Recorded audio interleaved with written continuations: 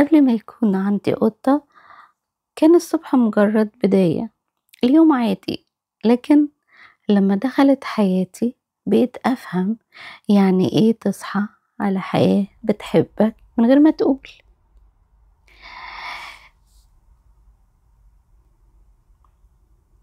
اللحظة اللي بيقعدوا فيها جنبي وأنا لسه بين الصحوان والنوم، أو الحضن اللي بيجي من غير سبب كأنهم بيحتفلوا بس إنك صحيت.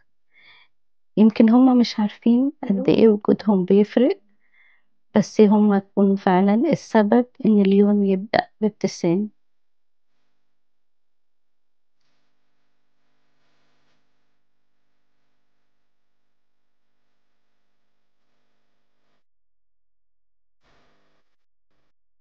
عندكم حيوانات؟ عندكم قطط ولا إيه؟ أنا بحب الحيوانات. ميرسي.